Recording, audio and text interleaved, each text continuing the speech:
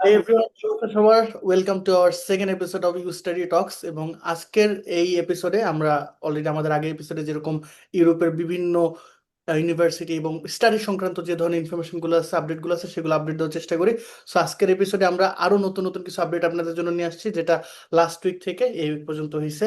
So আমরা সেগুলো আপনাদের সাথে ডিটেলস আলোচনা করবো। তো চলেন বেশি কথা না বলে শুরু করা যাক। না, প্রথমটা আপনি বলেন। দেখ, thank you very much Naim ভাই। আজকের মানে শুরুই করলাম যে একটু একটু কাইন্ড অফ দুঃসংবাদ আর কি, যে আহ, আপনার এই ডেনমার্কে হচ্ছে গিয়ে যারা এখন আসার প্ল্যান করতেছেন তারা একটু সতর্ক থাকবেন যে কোন ইউনিভার্সিটিতে আপনি আসতে যাচ্ছেন।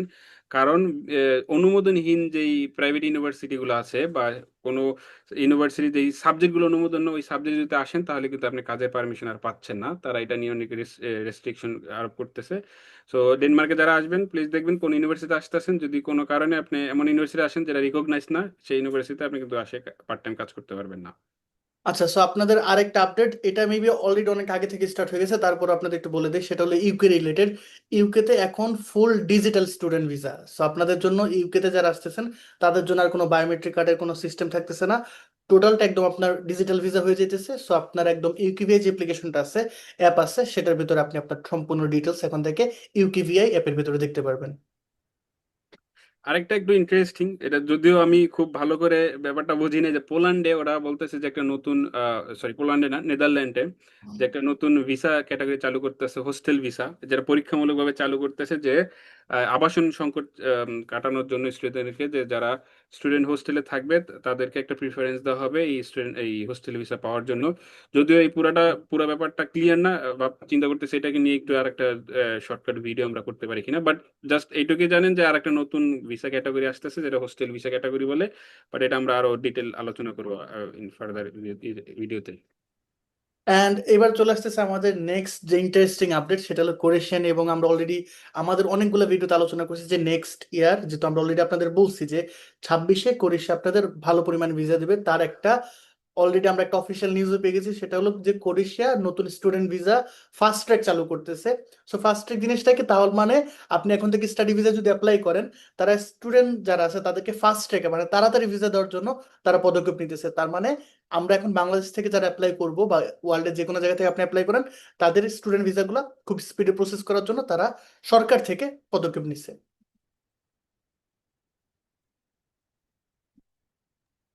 একটা ভালো সংবাদ দেই, যেহেতু দুইটাই সংবাদ ছিল না, এই এই নেদারল্যান্ডটাও ভালো ছিল। যাই হোক, তো পোল্যান্ড আর আমার এবার যারা নন ইউরোপিয়ান, তো আমরা যেহেতু Bangladesh non European country, so Poland এখন থেকে নন ইউরোপিয়ান কান্ট্রির জন্য আপনি স্টুডেন্ট যেই রেশিও সেটা বাড়াচ্ছে, প্রায় 25% সিট বরাদ্দ বেশি থাকবে আগের থেকে। যে পোল্যান্ড 25% সিট বেশি বরাদ্দ দেবে নন ইউরোপিয়ান কান্ট্রির জন্য, যেটা ধরেন আমাদের জন্য একটা ভালো সংবাদ, যে আমরা এখন ভিসা রেশিওটা বেড়ে যাবে, যেহেতু আমাদের সিট বেশি এখন নন ইউরোপিয়ান কান্ট্রি, যেমন বাংলাদেশ বা ইন্ডিয়া, এই পার্টের যারা আছে আমরা। ওকে, সো এবার আসতেছে যারা পিএইচডি করতে চাইতেছেন ইউরোপে, তাদের জন্য একটা খুব ভালো নিউজ। সেটা হলো এই উইক আমাদের অনেক ভালোগুলো ভালো নিউজই অনেক বেশি। হ্যাঁ।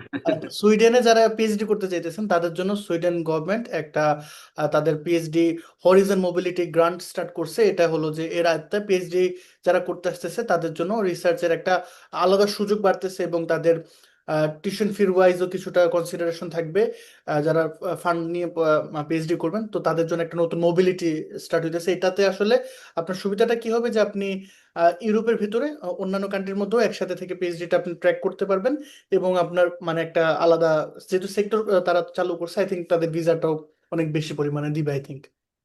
আচ্ছা, আর একটা ভালো সংবাদ দেই সাথে, যারা, কারণ ফ্রান্স হচ্ছে গিয়ে এখন থেকে মানে মানে সবার জন্য একটা ড্রিম কান্ট্রি। সো ফ্রান্সে আসার কাজটা আরো স্মুথ হবে যখন আপনি স্কলারশিপ নিয়ে আসতে পারবেন। সো এইরকমই নতুন একটা স্কলারশিপ তারা চালু করতে যাচ্ছে, যেটা মাস্টার্স এর ফুল স্কলারশিপ দিবে। স্কলারশিপটার নাম হচ্ছে বেনভেনু ইন ফ্রান্স। সো আপনারা চাইলে দিতে পারেন, সার্চ দিতে পারেন ইন্টারনেটে, যে বেনভেনু ইন ফ্রান্স, এটা নতুন স্কলারশিপ চালু করতেছে, এটা সবার জন্য, ফ্রান্সে আসার জন্য, বিশেষ করে মাস্টার্স, এটা স্পেসিফিক মাস্টার্সের জন্য। সো আপনারা চাইলে এটাতে অ্যাপ্লাই করতে পারেন। এবং এই সব ধরনের আমরা যেগুলো আপনাদের নিউজ দিতেছি এবং সবগুলোর লিঙ্ক আমরা ভিডিও ডিসক্রিপশনে দিয়ে দেবো, সেখান থেকে আপনারা অবশ্যই চেক করে নেবেন রিসোর্স সহ। আর এবার আসতেছে হাঙ্গেরি রিলেটেড, যারা হাঙ্গেরিতে আসতেছেন তাদের জন্য একটা আপডেট। হাঙ্গেরি স্টেম রিলেটেড যে সাবজেক্টগুলো আছে সেগুলাতে ইউ থেকে একটা ফান্ডিং তারা পাইতেছে এবং ইউ স্কলারশিপ তারা চালু করতেছে। তো দ্যাটস মিন এটা শুধু হাঙ্গেরি না, মানে সম্পূর্ণ ইউরোপিয়ান ইউনিয়ন থেকে একটা ফান্ডিং তারা পাইতেছে, যারা স্টেম রিলেটেড সাবজেক্টগুলোতে আসতেছেন, সায়েন্স, টেকনোলজি, ইঞ্জিনিয়ারিং, ম্যাথস, এই টাইপের সাবজেক্টগুলোতে। সো এটা আপনাদের জন্য একটা ভালো অপশন হইতে পারে, যদিও হাঙ্গেরি নিয়ে আসলে একটু কথাবার্তা কমই বলতেছে, কারণ হাঙ্গেরিতে ভিসা রিফিউজ খুব বেশি পরিমাণে হইতেছে। যাই হোক, আমার পক্ষ থেকে সর্বশেষ নিউজ হচ্ছে গিয়ে রোমানিয়া নিয়ে। আপনারা জানেন যে রোমানিয়া রিসেন্টলি সেনজেন কান্ট্রির ভিতরে এসেছে।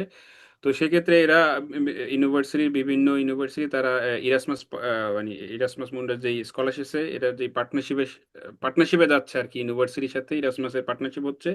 তো এর মানে হচ্ছে গিয়ে রোমানিয়াতে এখন স্কলারশিপের পরিমাণ বাড়বে, বা ওই যে সেমিস্টার এক্সচেঞ্জ যে প্রোগ্রাম এটা বাড়বে। সো আপনারা চাইলে রোমানিয়াকে এখন মানে আপনার ফেভারিট লিস্টে রাখতে পারেন, যেহেতু স্কলারশিপ বাড়াচ্ছে। তো ইভেন এটা সেনজেন কান্ট্রি, সো আপনি চাইলে এটাকেও আপনার ফার্দার ডেস্টিনেশন হিসেবে দেখতে পারেন, যেহেতু এরা এরাসমাসের সাথে পার্টনারশিপে যাচ্ছে। ওকে, ওয়ান্ডারফুল। এখন আমাদের লাস্ট একটা আপডেট আজকের এই উইকের, সেটা হলো আয়ারল্যান্ড নিয়ে। এবং আয়ারল্যান্ডে আপনাদের জন্য যারা ডিপেন্ডেন্ট নিয়ে ইউরোপে স্টাডি করতে চান তাদের জন্য একটা গুড নিউজ। আয়ারল্যান্ড এখন মাস্টার্স এবং পিএইচডি তে যারা আসতেছেন তাদের জন্য ডিপেন্ডেন্ট ভিসাটাকে আগের থেকে একটু সহজতর করছে। সহজতর বলতে মানে কি, অনেকগুলো জায়গায় আপনাকে ডকুমেন্টেশন দিতে, আয়ারল্যান্ড সবসময় একটু টাফ এবং টাইট ওয়েতে তারা প্রসেসিং করে, তো এবার একটু তারা লুজ করছে। তো এই ক্ষেত্রে আপনি আপনার ডকুমেন্টেশন হয়তো বা কিছুটা কম থাকলো, বাট আমরা কখনো সাজেস্ট করি না কম ডকুমেন্টেশন দিয়ে সাবমিট করা। বাট তারা আপনার এই জিনিসটাকে একটু ইজি করতেছে, তার মানে আপনার আগের থেকে একটু তারা ফ্লেক্সিবল হবে আর কি ডিপেন্ডেন্টদের ভিসা দেওয়ার জন্য। তো এই ছিল মোটামুটি আমাদের এই উইকের আপডেট। জানাবেন আপনাদের যদি কোনো কোয়েশ্চেন থাকে এই আপডেট সংক্রান্ত, এবং যদি আপনার কোনো কিছু জানার থাকে আমাদের কিউএনএ সেশনে জয়েন করেন। আমাদের কিউএনএ সেশন, নেক্সট যে কিউএনএ সেশন সেটা আমাদের ওয়েবসাইটে অলরেডি আপডেট হয়ে গেছে, জাস্ট ভিডিও ফার্স্ট কমেন্ট থেকে সেটা দেখে নেন, এবং আমাদের সাথে আমাদের ওয়েবিনার জয়েন করেন।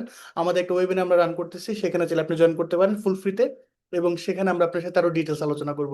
ওয়েবিনার লিংক এবং আমাদের কিউএনএ সেশনের লিংক দুইটাই আমাদের ভিডিও ফার্স্ট কমেন্টে দেওয়া আছে। দেখা হবে নেক্সট আমাদের ইউ স্টাডি টক্সে। তাছাড়া কন্টিনিউয়াস চ্যানেলে ভিডিও আসতেছি। বাই বাই, ভালো থাকেন। বাই।